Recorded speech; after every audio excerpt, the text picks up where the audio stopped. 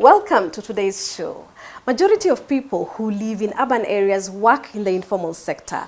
While the government insists it can achieve affordable housing, it is on the other hand taking extreme measures to stop the mushrooming of slums. How will they bridge this gap?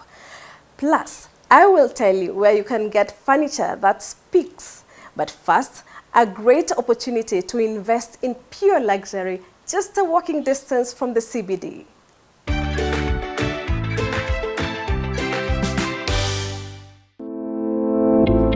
Standing elegantly 44 floors tall and located in one of the safest streets on Bishop's Road in Nairobi, a walking distance to the new financial hub of Upper Hill is the 88 Condominium, an internationally designed and managed luxurious development.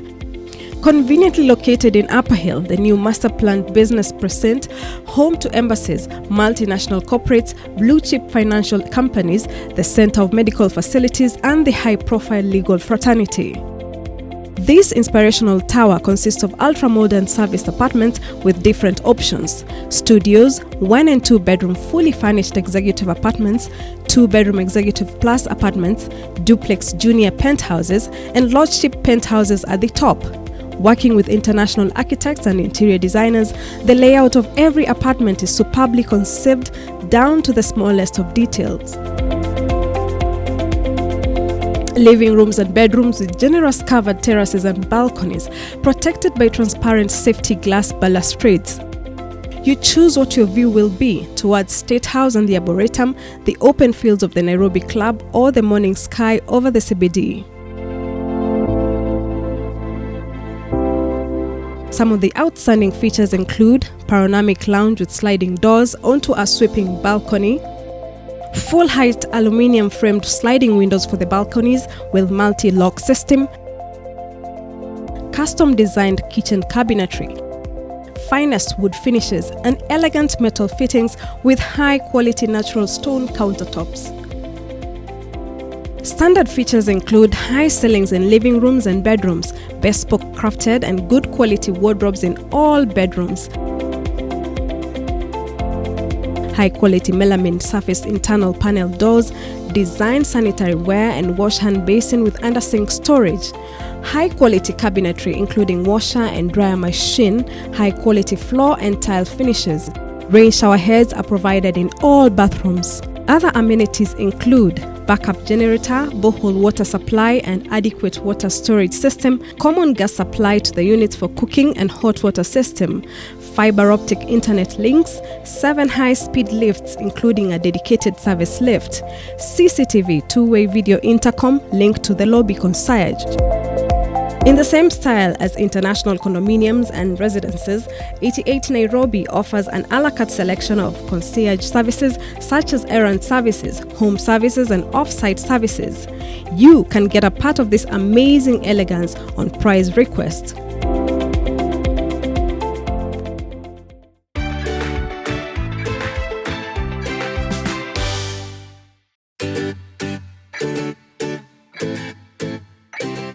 When you visit Panessa, you'll be taken into a world of bespoke interiors, ranging from furniture, fixtures and colors, lighting, throw rugs and even potted plants.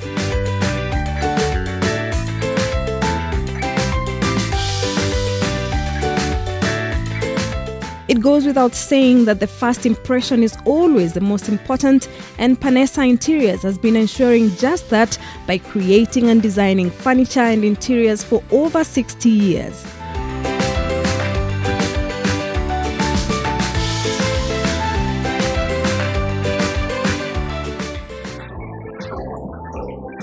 We manufacture bespoke furniture. It's handcrafted here in Nairobi, Kenya. It's proudly made by Kenyans and designed by Kenyans.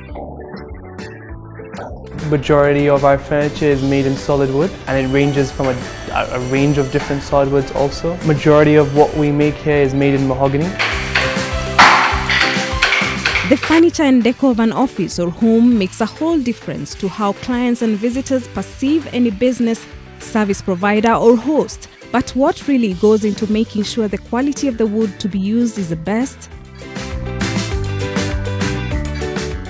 We go through a long process of actually making sure our wood is at peak and at optimum use before we actually use that wood. We have a kiln.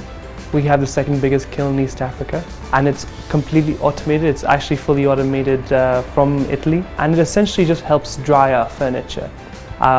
Dry the wood to the right levels for us to use it at.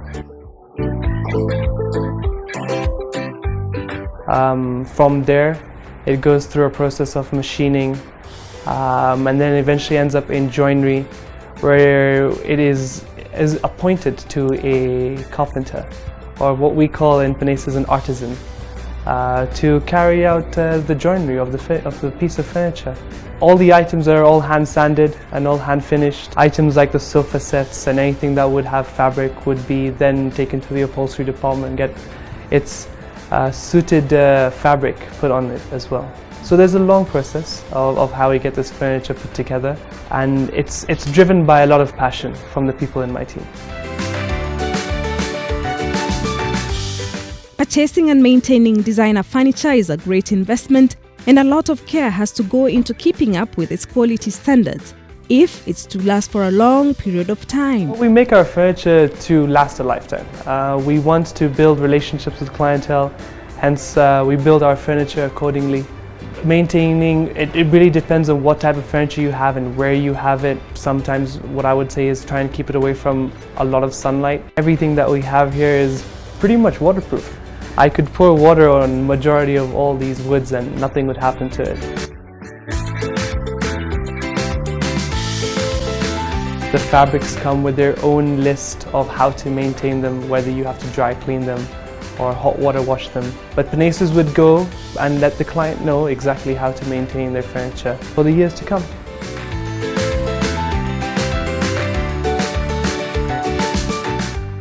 For any business to last, remaining true and consistent to the promises that customers are offered is a first priority. That way, a business will have the ability to remain relevant and renowned in the industry. Peneses is now turning 70. We have a lot of stories about really cool things that we have done over the years in terms of especially crafted items or unique items, essentially. A story that I remember very clearly is that Peneses actually has an item of furniture in Buckingham Palace. The Queen was making her visit to Kenya. She was staying at the Nairobi Serena. This must be about 20 years ago, I reckon. And there was a request from the Nairobi Serena, and they said that the Queen needs a hat stand. The Queen has a lot of hats. So they requested Peneses to make a hat stand for the Queen, and she ended up taking it back with her. So it's a proud moment. We like telling that story as well.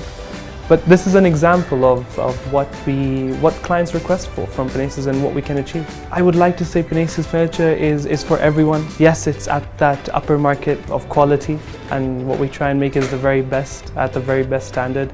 We'd like to say that we want people to desire the furniture. We try making sure that each piece of furniture has a little bit of the client inside it, so it reflects the client's choice of having a handmade, bespoke piece of furniture. We would go out to the client, we would ask you what you would want, what type of style you're looking for, is there a particular finish you're after, is it for you in the house, is it for your child, is it for your mother? All of those dynamics actually affect the shape and the functionality of furniture. So yes, Peneses would go above and beyond to make sure that whenever we deliver a piece of furniture to your house, it's done in the right way. I would like to think relationships is what would bring clients here. 70% of my business is made up of return clientele. We also have another saying in Peneses. We also like to say that we're in the business of developing relationships with our clients. People sometimes ask, hey Veer, is there a warranty for your furniture? I would like to tell them that it really depends on how long and how well you want to keep it. As long as I'm living, I'm going to make sure that you enjoy your item. If you have an issue, please, by all means, give me a phone call and we'll make sure that it's brought back to life.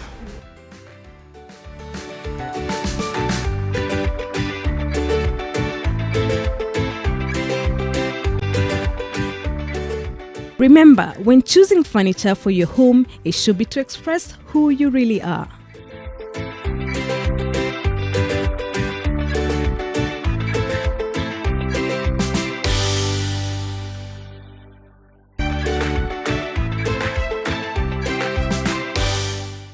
Thank you so much for staying with us. After the break, the government's promise to you, but who will pay for it? Then, a beautiful story of determination, how a beggar saved her way out of poverty into owning a home.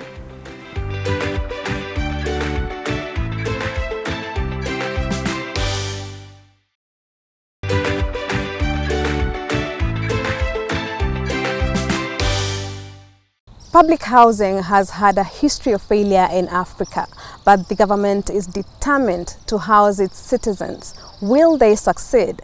To help us discuss this is the PS Housing and Urban Development, Mr. Charles Hinga. Karibu sana. Asante sana. Yeah, so please, first of all, start by describing to us what is affordable housing. If you go back to December 12, 2017, Jamhuri Day, Kasarani, His Excellency the President defined what affordable housing is. The way he described it was for the same amount of money that you're paying, say for a shack in a slum, so you're paying 4,000 shillings. Yes. According to him, this program, you should pay the same amount of money but get a decent house. What is decent housing? Because that is the other issue that we must address.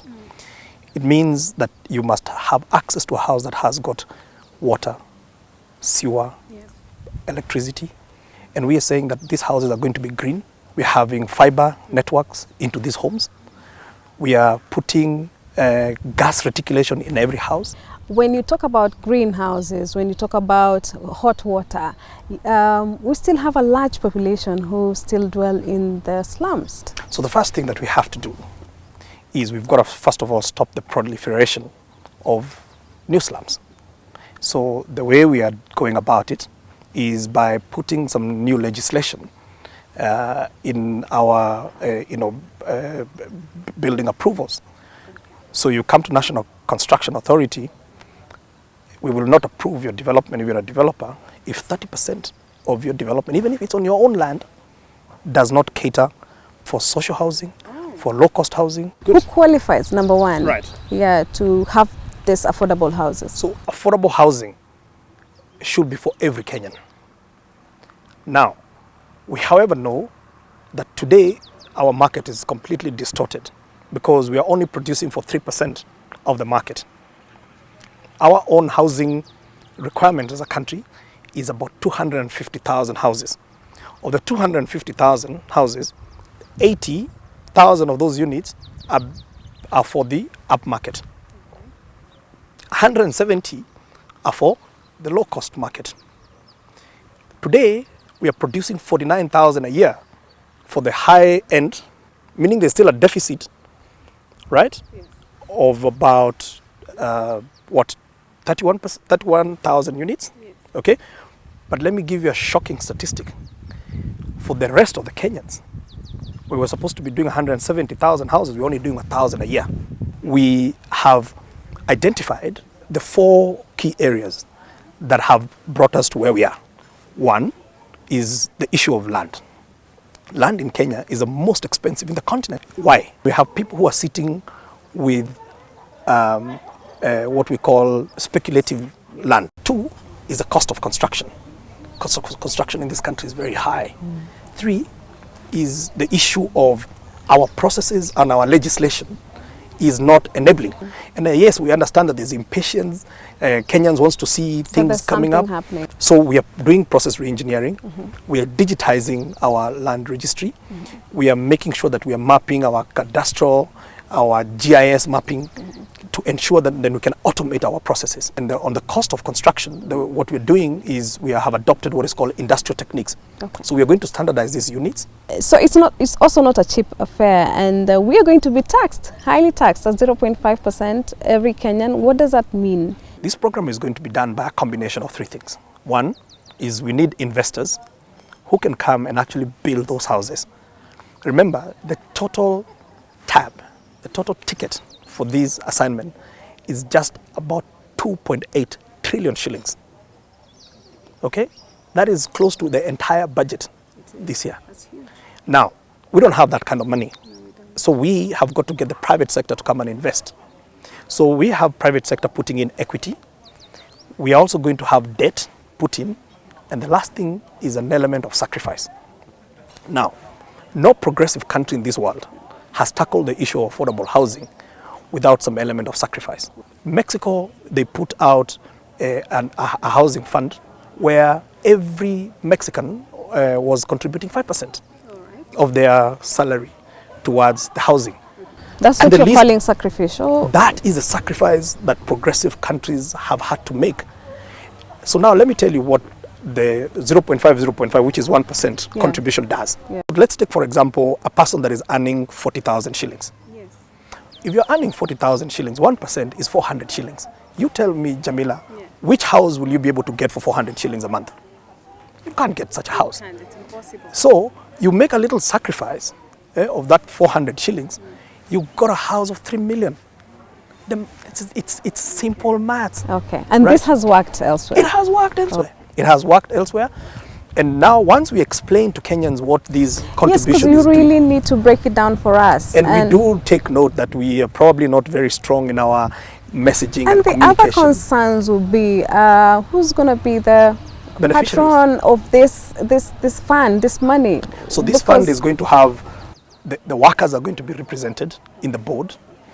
The employers are going to be represented in the board because, remember, our laws today, Section 31 of our Employment Act, imposes an obligation on every employer to provide housing. Yes. It even goes further and says closer to where you work. So we're not doing anything new. We're just enhancing what is already there. So we've. Am I going to be a beneficiary? You are going to be a beneficiary. How? Let me explain to you how. Please do. But before I explain to you, let me first of all go to the most vulnerable in our society. Yes, please. Now, people who are in the minimum wage, which is 0 to 15,000 shillings, are the biggest beneficiaries because those people have got no one to fend for them. Yeah. Right? Yeah. They cannot go to a bank and get a loan. No, they won't. Right? Yeah. So they're not bankable. Yeah. Okay? Yeah. So they will qualify for what we call a social house. Then you go to people earning between 15 and 50,000 shillings. If you're in that category, and that's a majority of our formerly employed, that's 72% of the former employed Kenyans are between 15 and 50,000 shillings. Yeah. Right? Yeah. Those qualify for what we call a low-cost house. Okay. Then we've got 50 to 100,000. Those ones now, people will say you can go to a bank and you can get a mortgage, but it's not affordable. Yeah. You know, and affordable, in other words, means you should not be spending more than 30% of your disposable income salary, on the mortgage. Paying the mortgage. Then, over 100,000, we say that you're now in the mortgage market. All right. Okay, so there's a mortgage gap. Now you're in the mortgage market. So you're okay to go to the bank, but you're also still going to benefit from this program. So I'm assuming that most of us, that only, by the way, is only 3%.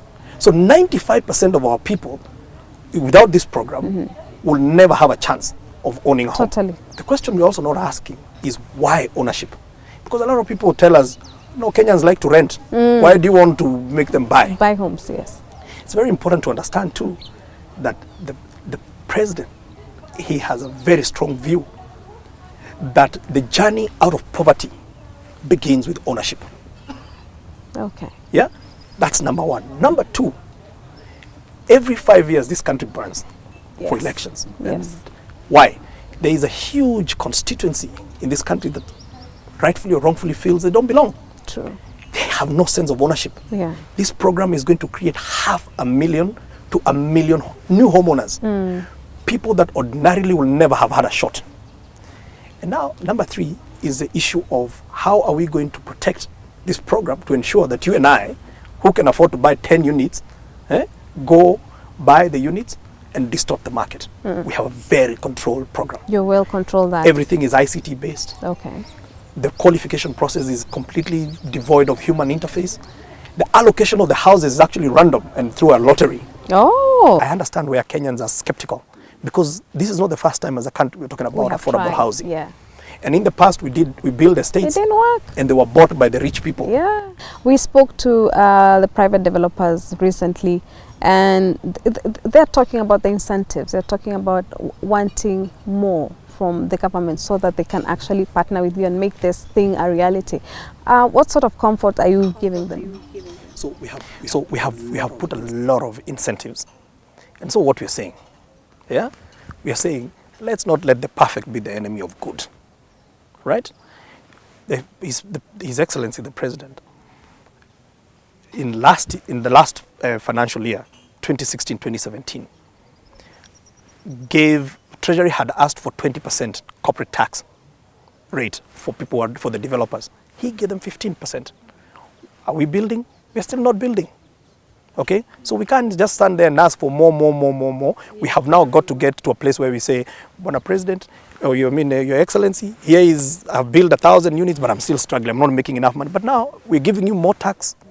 He just did yesterday. Yesterday there was another one which was issued. This is now to you, the end users, to incentivize you to start saving towards your house, and it means that up to 15% of your income, you can start to set it aside now, yeah, for your house, and you take. So in other words, the president has given you a chance to raid KRA. We are looking forward to all that, and thank you so much for your time. Thank you. We hope Kenyans can now stop talking and start doing.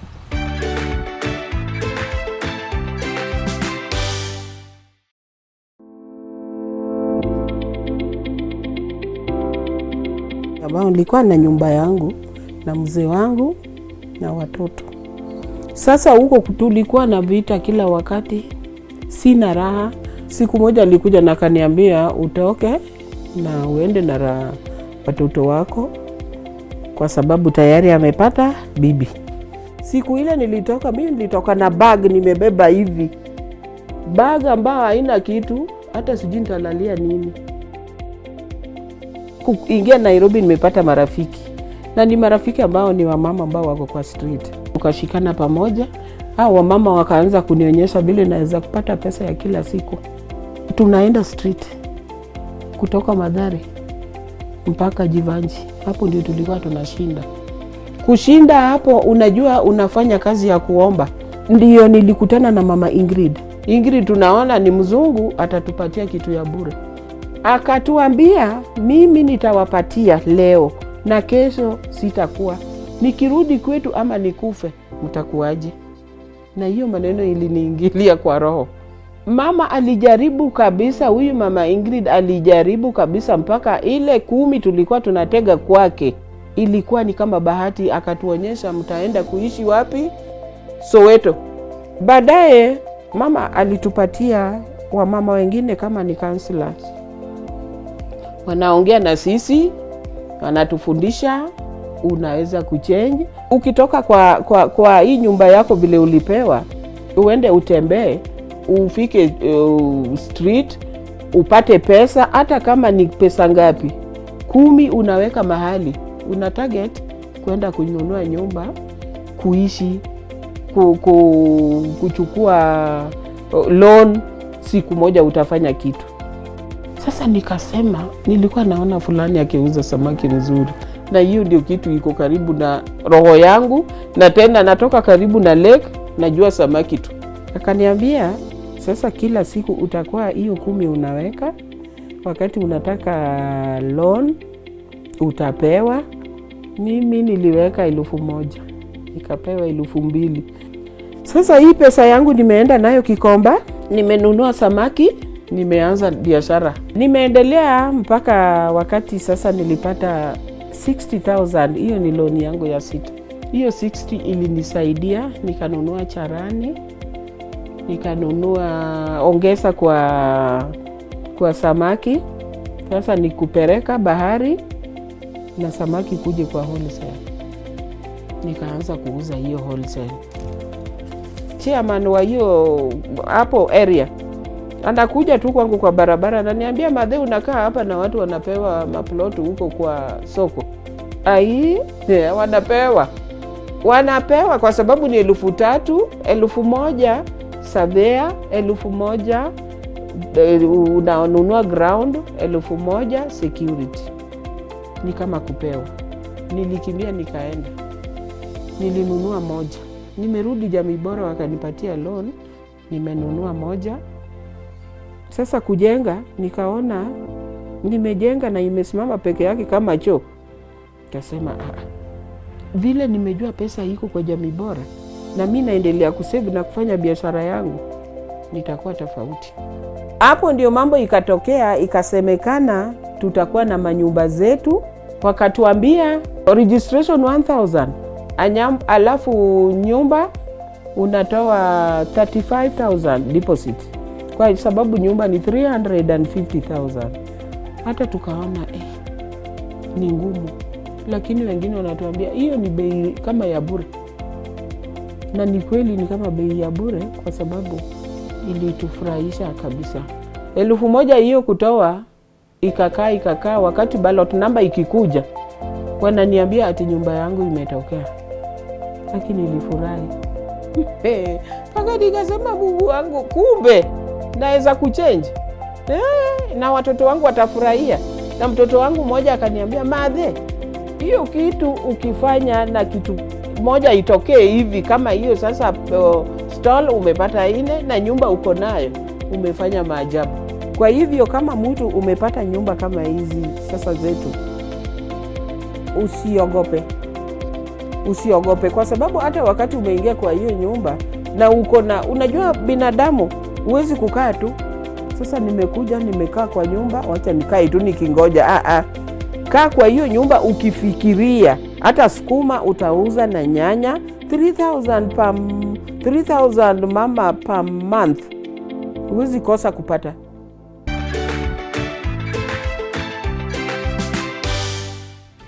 What a beautiful testimony from Mama Clarice. Asante mama kwa kututia moyo. Until next time, let's keep this conversation going and really talk about affordable housing. My name is Jamila. Kwaheri.